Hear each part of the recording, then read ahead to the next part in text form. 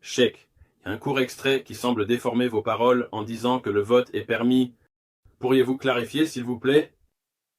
Taïb, je ne donne pas ma propre fatwa sur ces choses, mais ce que les grands érudits de l'islam ont dit, c'est que la méthode islamique de gouvernance est de régner par la charia, parce qu'Allah subhanahu wa ta'ala a révélé dans le Coran, dans le Sahih al-Hadith, et cela a sa propre méthode pour élire un émir, que ce soit comme cela a été fait avec Rasulullah et Abu Bakr radallahu anhu, ou Abu Bakr, ou comme Umar ibn Khattab radiyallahu, qu'il a laissé à une shura, un conseil de personnes qui a choisi Uthman ibn Affan radallahu, ou comme Umar ibn Khattab qu'il a laissé à une shura, un conseil de personnes qui a choisi Uthman ibn Affan radallahu, et ainsi de suite.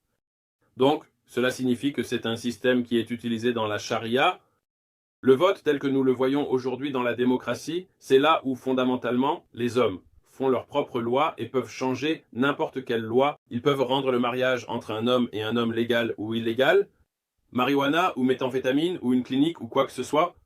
Ce n'est pas la méthode islamique de gouvernance. Je ne crois pas en cette méthode. Ce que j'ai dit, et alhamdulillah, c'est quelque chose que j'ai appris de mes propres enseignants.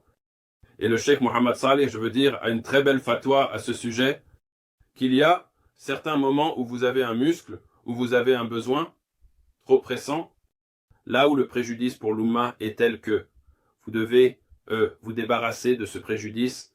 Cela signifie, par exemple, s'ils vont faire un référendum en Suisse, les musulmans devraient-ils être autorisés à avoir des masajids ou non?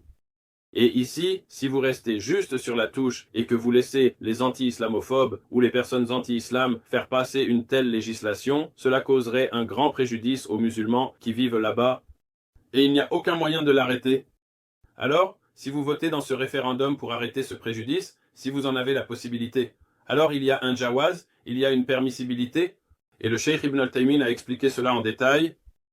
Mais devenir une partie du système et dire d'accord, maintenant, nous devons être des démocrates et des républicains, des libertariens et des membres du Parti vert, et maintenant accepter que ce système démocratique est une manière correcte.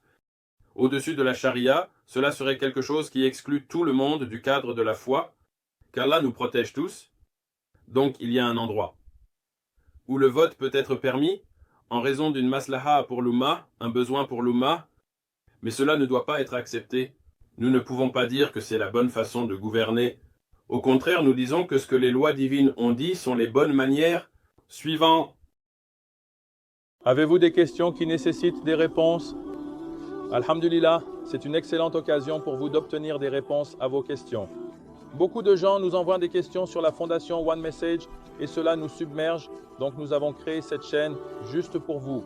Obtenez vos réponses ici, Inch'Allah, en envoyant un email à sheikhrahmancraigmail.com.